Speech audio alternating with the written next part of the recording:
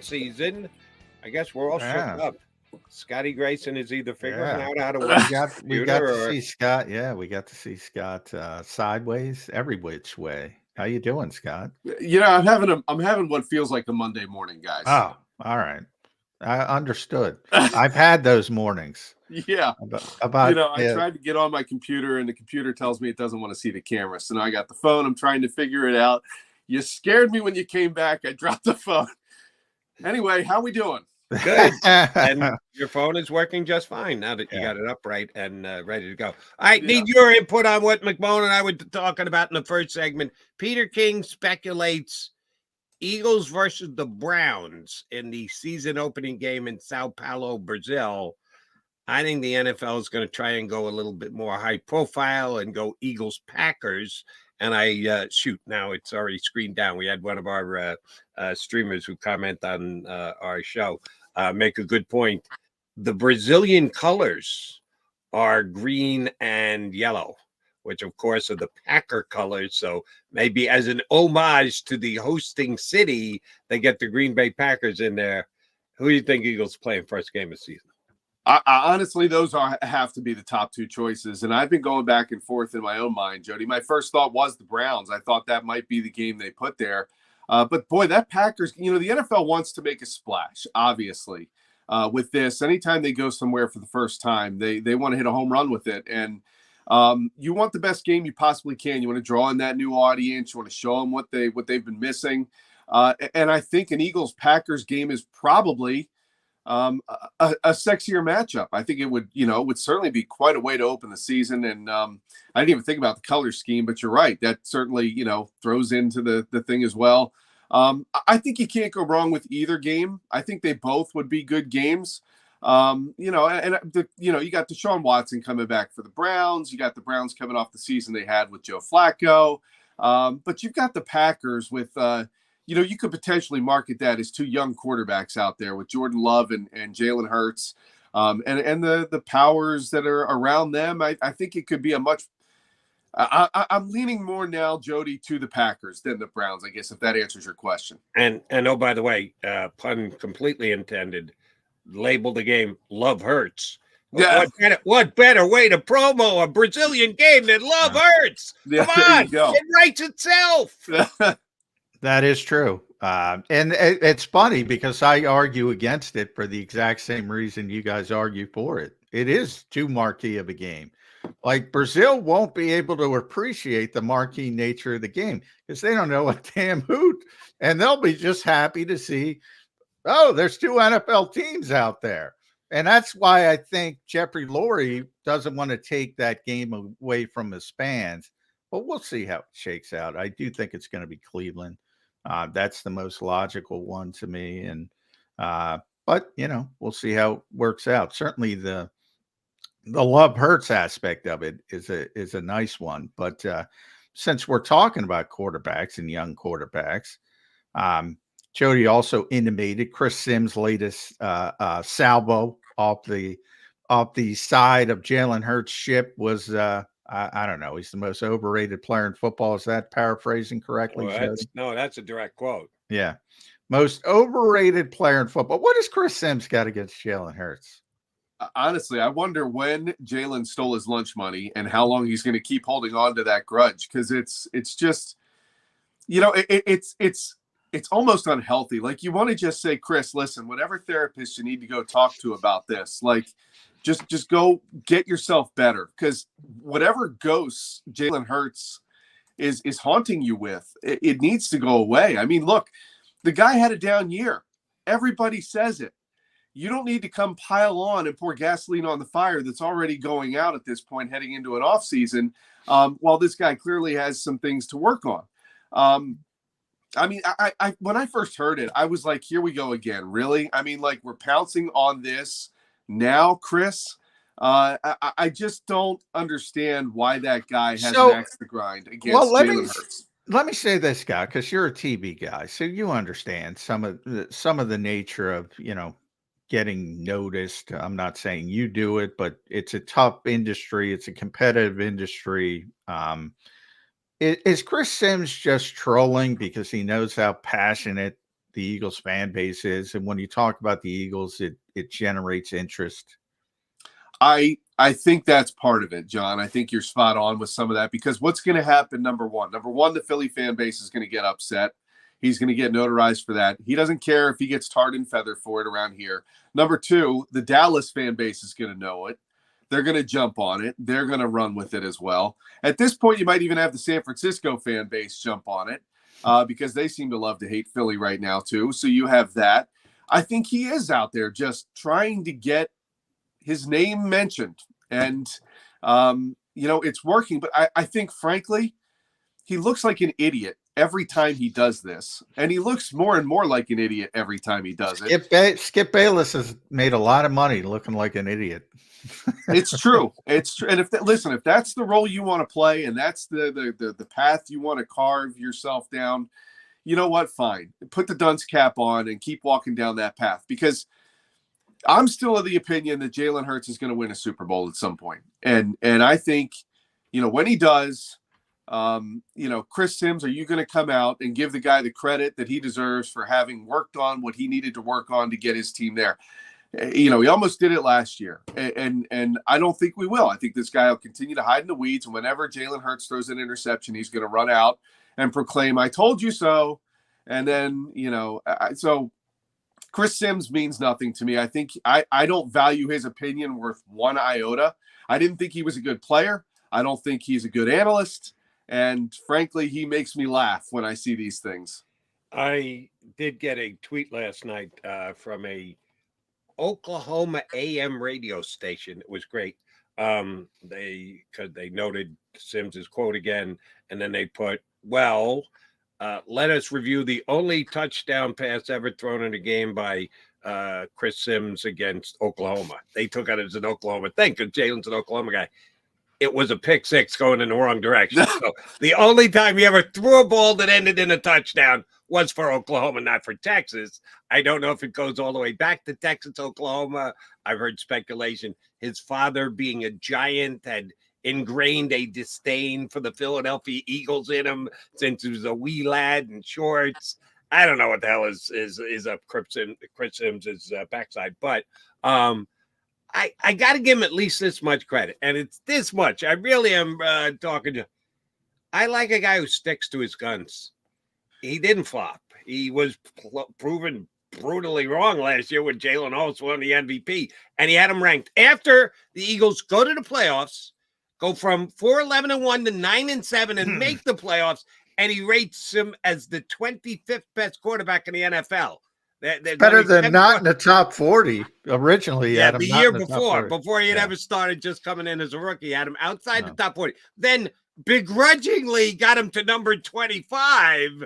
At least he is a man of his word. He doesn't think Jalen's good. He's wrong. He's just woefully wrong, but you got to give him credit for, I'm not giving up the ship. He has clearly planted his flag on that hill, and nobody is going to make him get off that hill with the flag. He's just going to continue to, he will never put Jalen Hurts in a top 10.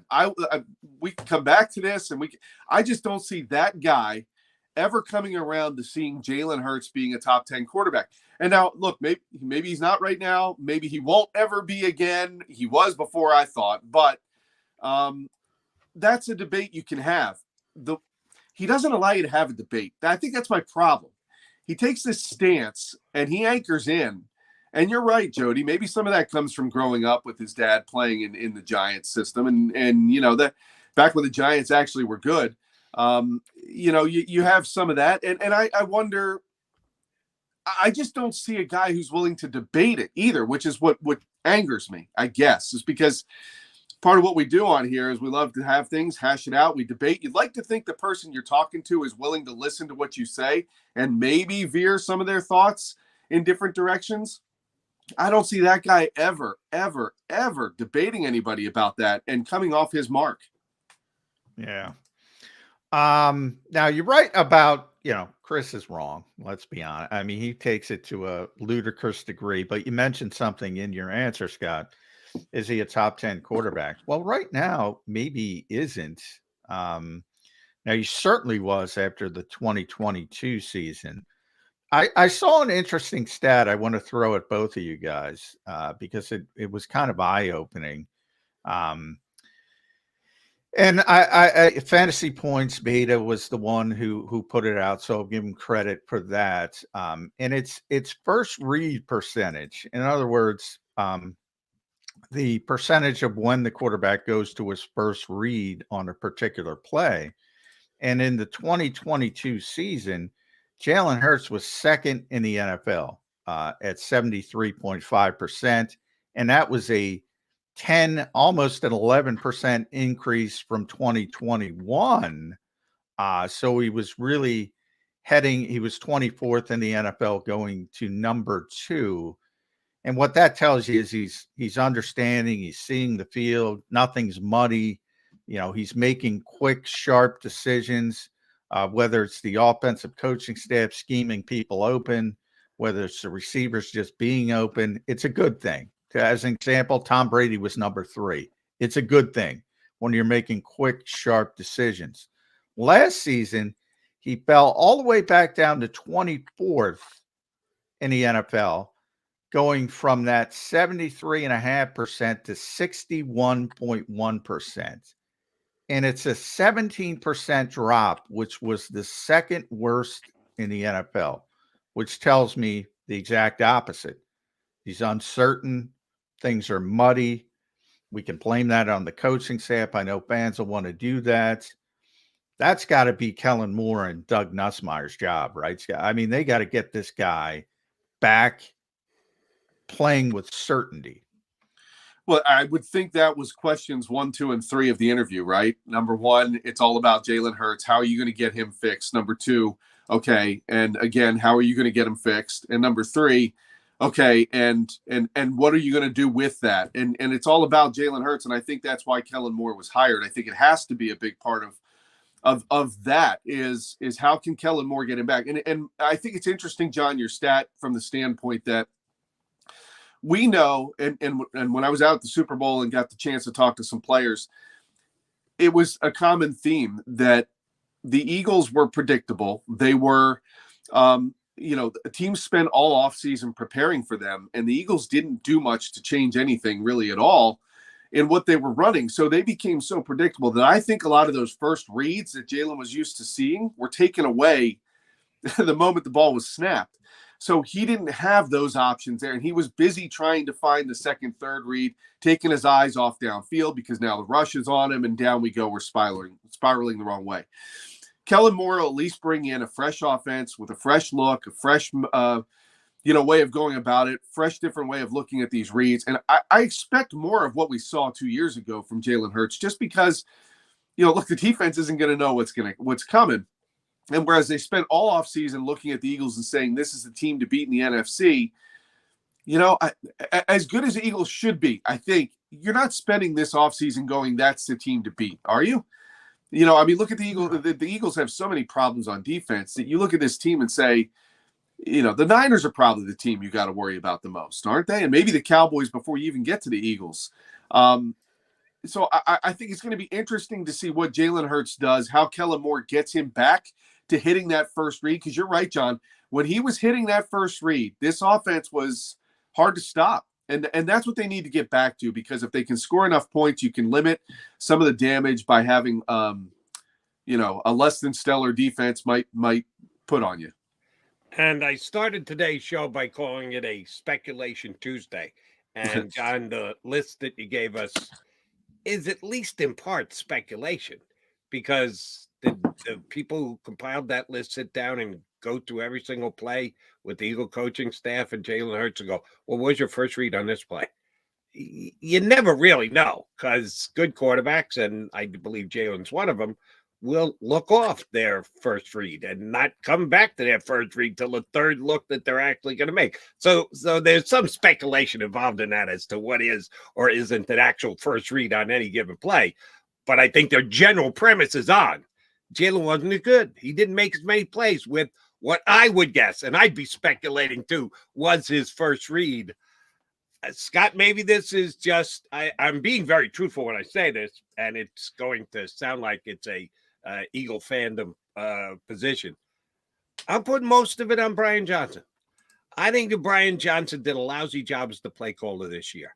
I think there was a basis to say, ooh, this will be great. Jalen is tight with him. Jalen knows him. Jalen's got familiarity with him. But in a different role. Being a quarterback coach is being a buddy. Being an offensive coordinator is being a coach and being someone that's got to call a guy on a carpet when he's not doing it right. And I just think it worked out tremendously badly for the Philadelphia Eagles. And I think Scott Grayson calling plays for the Eagles next year might be better than Brian Johnson. I'm going there. I'm not insulting Scott, but that's putting a lot. It's put a lot of faith in me here, Jody. Yeah, Scotty, you got it. You've earned it in my eyes. Hey, for starters, I'd run the ball a little more, but hey, good on you. The Eagle fans love you. Is it just that easy? Punch in Kellen Moore and expect improvement? You bring up a couple things there that number one, I liked the move of Brian Johnson. I seem to like the idea of the familiarity, the two of them, the relationship they had. I seem to think that would foster good things. I think in the long run, what we saw is it prohibited growth. It prohibited some of those tough conversations that you needed to have, as you said, as an offensive coordinator, not a quarterback's coach, with things that were missed, guys that were open on plays. It never felt like Jalen was learning lessons from one week to the next to the next. And I put that on the coaching because you have to have those moments, teachable moments on film. Hey, Jalen, look, this is an opportunity where you should have done this or you should have tried that. When given the same situation, he was doing the same things and making the same mistakes over and over. That being said, I think some of the blame goes to Nick as well, because like I said, the offense was vanilla. It was flat. It was plain. It was predictable. It was Nick's offense, and Brian was tasked with calling the plays for it. So I think the blame goes to both of them in terms of that. But as far as development, Brian Johnson did not develop him last year. I felt like there was no development in Jalen Hurts. And I feel like part of the problem with that was, again, the relationship, the buddy-buddy nature they had, which I guess got in the way. Now that I'm looking forward to getting back to and seeing with Kellen Moore. Here's a coach, here's a player, here's what you're supposed to do. When you don't do it, here's what you messed up on and how to fix it. Don't make the same mistake twice. And that's a good way to live, right? If you don't make the same mistake twice, you're getting places. And I think that's kind of the mentality they're going to have to bring with Jalen, as well as understanding this offense and kind of the way that they look to run it. But I think you are right on there, Jody. And I was in favor of Brian Johnson having that job, but it just really feels like it failed. And that's not to say that Brian Johnson is a failure, and I hope he has success somewhere else. It just is to say that it didn't work here and it failed here. So they've got to fix it. We are inside 3 weeks from legal tampering, Scott Grayson. It's that time of year, and you just mentioned you'd run the football more. So we're in that time of year where people start talking about running backs. I open my inbox, I get odds from 97 different places, and Saquon Barkley, if he's not coming to the Giants, he's probably going to the Eagles. Derrick Henry, the Eagles should sign Derrick Henry. Luckily, there's no Bijan Robinson in this year's draft, so we don't have to change the name of the show to Bijan 365. But yeah, everybody, this is the time of year people talk about running backs. Now, I guess if you're one of those people, you had Jeffrey Lurie's demand of fresh ideas, maybe the demand said, oh, you got to change this thing. Of course, Jeffrey likes to throw the ball, but I'm ignoring that for the purposes of this question.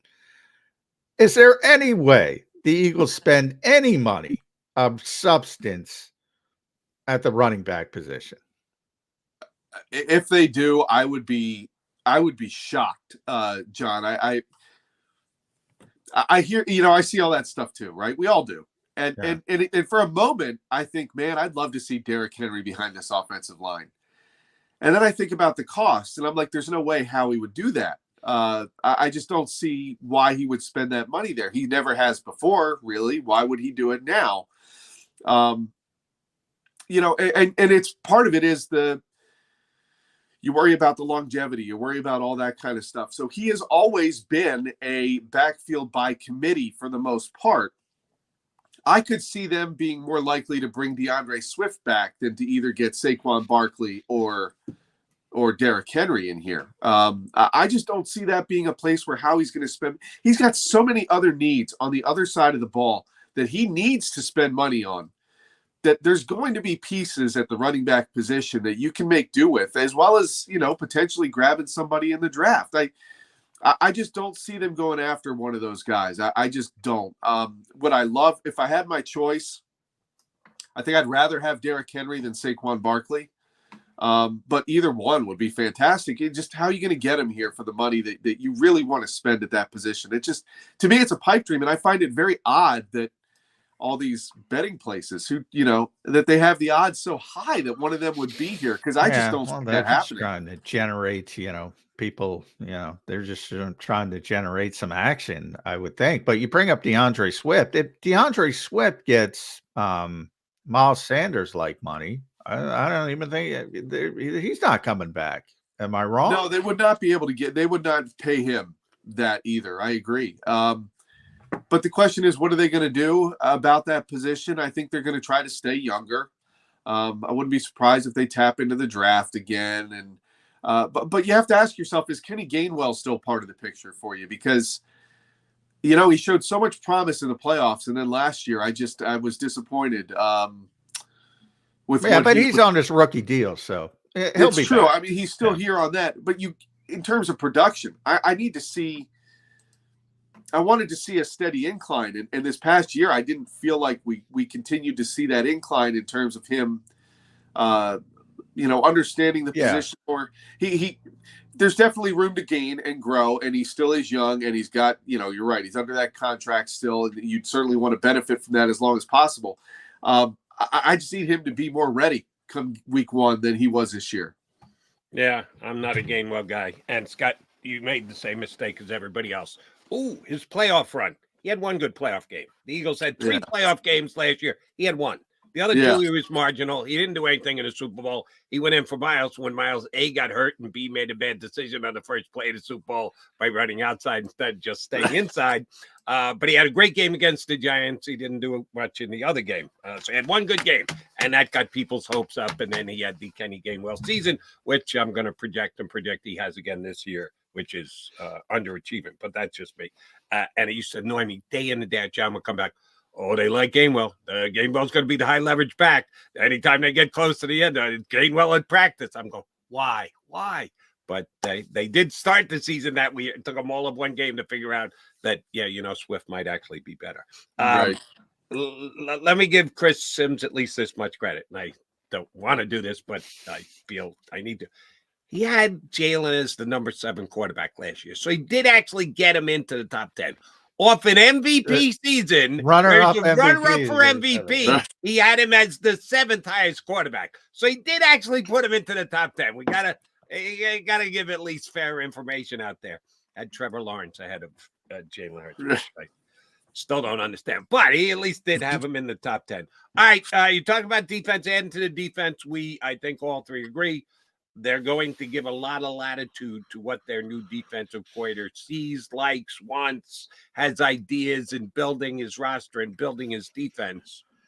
You think more so in free agency or more so in the draft? That's a good question.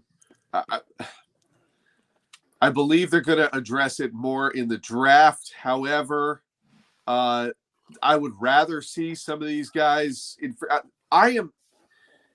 Look, it's a real skill to be able to grab a guy and predict in the draft someone who's going to hit, right? We all know that because there's always early.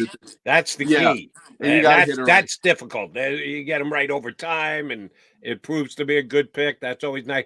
But if you're talking, and the Eagles have 3 picks in the first 2 rounds, you want a guy who's going to come in and contribute year 1, not what Nolan Smith did this year.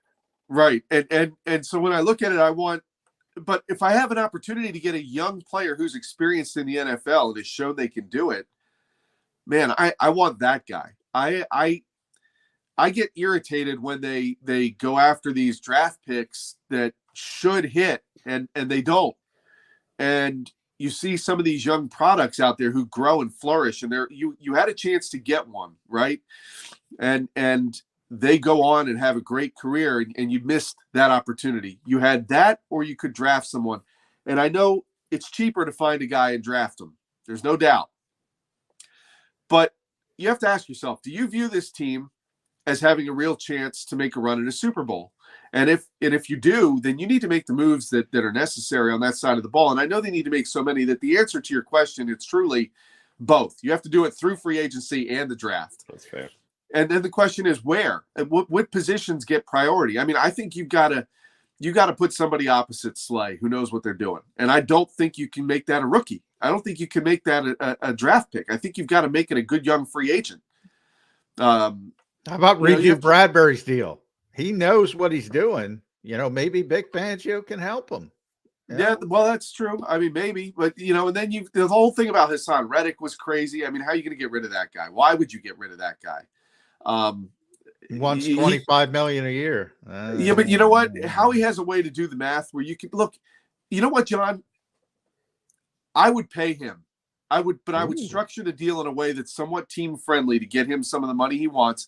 The guy's getting double-digit sacks, and that includes when he got dropped back in coverage too many times last year. Like, are you kidding me? Like, that guy is rare, and I think you got to keep him on your team. But I know, you only have so much money to go around. We know linebacker will be the last thing they address. But this defense needs to get younger, needs to get healthier, obviously. But the back end needs to be shored up. I think too many times it got picked apart. And maybe Bradbury can be saved, John. They're going to obviously have to try to fix him because they can't afford to get rid of him. Who was the guest, Jody? Somebody brought up, and I want to give him credit, and it has been the case. Generally, Bradbury, when he has a bad year, he bounces back and has a good year. And, the consistency maybe isn't that there, but when he has had a bad year in the past, he's immediately bounced back. Now, maybe he's past 30, maybe he's not there, maybe he's a descending player, maybe it doesn't happen again. But if you can get him cheaper, redo his deal and say, look, dude, you didn't live up to it. We can't carry at this number. Couldn't be the worst thing in the world. They're going to play a lot of zone. He's the savviest guy in the world. Vic is supposed to get people playing at an optimum level. And I'll end it with Vic Fangio with you at S Grayson Fox 29. Make sure you watch. Scott does a tremendous job there. Many leather-bound books. I'm impressed. Have you read all those books? Very impressive. I am not the reader in the family. Little Ron Burgundy. Many leather-bound books. Vic Fangio, the hype is. I talked a lot about hype last year, Scott, and the expectations proved to be way out of whack. The Eagles have built up Vic Fangio like he walks on water. And you mentioned guys dropping into coverage. Guess what? If you're playing outside linebacker, Sam linebacker, edge defender, whatever you want to call it in Vic Fangio's scheme, you're going to drop. You're going to drop. So that means Hassan Reddick's going to drop again. How quickly the Eagles fans get incensed by Vic Fangio's scheme? I guess it depends on how they win or lose the first few games. I mean, winning like we saw, they were 10-1, and even though that we cures all everything. It hides a lot, right? And so if they're winning, and the defense may not be doing well, fans aren't stupid. They'll mention it, but it'll be an afterthought. But if they lose that first game in Brazil and then they come back and they lose another game and it's the defense's fault, right? Like say the offense loses, puts up 30 points, but the defense gives up 33. Like, yeah, that's going to be a problem. And you're right. I think the Eagles are putting a lot of pressure on Vic in the sense that that side of the ball is a disaster. Yeah. But it's, hey, Vic Fangio's here. We're going to fix this. And you're putting a lot of pressure on this guy to come out with a product in week one that gives up 10 points or less. Like that can't be the expectation. I mean, it's got to be a process. It always is. And I think what the plan is to hope that this offense can outscore the opponent and this defense can do enough to not give up more points than their offense can score. And I think that's kind of the goal here. But Yeah, John, I think they're putting a lot on Vic Fangio here to call. He is being treated like a savior on the. He's here. We don't have a disciple anymore. We have the Messiah. I mean, like, here we go. And I'm curious to see how that plays out. This is what they wanted a year ago, and Gannon messed that all up. We know that story. But yeah, I feel like there's a lot of pressure on him. And look, if anybody can handle it, he can. He's been through this league a lot. And he has a lot of clout and respect around the league. And I think that's something that the Eagles are hoping to draw on to help fix that side of the ball. Scotty, last one for me. Has anyone at the Fox 29 sports department already volunteered for Sao Paulo duties? When the schedule, I'll go if we need someone to report from that. Did anyone volunteer? And or has that decision already been made? That person has got their passport and their visa, and they're going to be there come whatever day it is in September, whoever the opponent is, Packers. Has it already been determined who will be covering it for Fox 29, if anybody? I was told they have already started having conversations about the coverage. Nice. About the coverage. I walked in and said, I have a passport and I'm prepared to use it. Nice. Now, Scott, you also need a visa. I've been informed. To do go you to now? Brazil. Yeah. Now, see that? I did not. I was not aware of that. Yeah. Now I haven't get your confirmed leg up. it. Go get that visa, Grayson. I know. Make yourself the most viable candidate. So it may be a little bit more complicated. Now, what I've been told though is that you don't want to veer too far away from anything. So I'm counting on if I were to go, I'm counting on the NFL to treat this like almost like a Super Bowl, right? Yeah, where you have shuttle buses. And you have a spot hotels. you should be in, and you know where you're in the right place or not. Yeah, I'm with you. But I do not know, Jody, yet who or if someone is going. Wondering, just inquiring minds want to know these things. And we're trying to figure out who's going to air it, right? What channel will it be on? You figure the Thursday night game will be NBC. They're having a game in Madrid. I think it's Madrid, somewhere in Spain. I assume it's Madrid. I'm holding out hope the Eagles make that late trade, Brazil for Spain. Good luck with that. How he's a wheeler dealer. I don't think he can pull that one off. Scotty G, always a pleasure, brother. Appreciate you hopping on board. You got to learn between now and September the Spanish word for lift. Don't know if you Portuguese. Excuse me, Brazil. I said Spanish, Portuguese. Do you know lift? No. In Portuguese, yeah. Look that one up too. Get yourself a visa and learn how to say lift in Rosetta Stone. Now I'm talking about cars. I'm not talking about And Ryan Lochte says don't relieve yourself at any gas stations down in Brazil. That would probably be a pretty good sound advice. Yeah. Scotty, thanks, brother. Always a pleasure. All right, take care, guys. Thanks, Sports director for Fox 29, Scott Grayson, here with us on Birds 365. All right, Mac coming back. John brought up the running back situation with the Eagles during the offseason free agency. I'm kind of with John on this one. Stop Saquon Barkley. He's not coming here. I know someone on our feed said Barkley has always been an Eagle fan. He was an Eagle guy. So was Mike Trout been a Phillies fan? How long we've been doing Mike Trout going to the Phillies? Because he's an Eagles fan. How long has that been going on? Gotta just let that one go too. Not running back. Want to go wide receiver with John. Name we threw out yesterday. Want to run it by him again today. Because the Eagles are pretty soon going to start the rebuilding of the roster. Howie is going to get back to his time in the sun where it's Howie season. Wide receiver. I'm going to run by John when we come back next here on Birds 365. And oh, by the way, Eagle fans, have I got a deal for you? Right now, here's your chance to save up to 40% on your car insurance. You can do it right now from one of JAKIB Sports' great partners. Here's what you can do. Call one of the two great managing partners, either Jim or Fran, and tell them you're a friend of JAKIB Sports and Birds 365.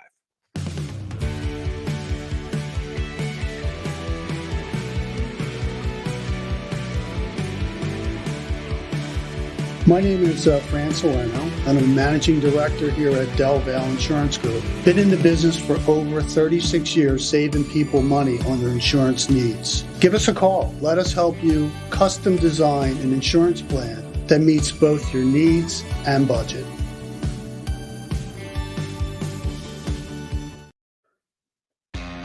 Go to get your game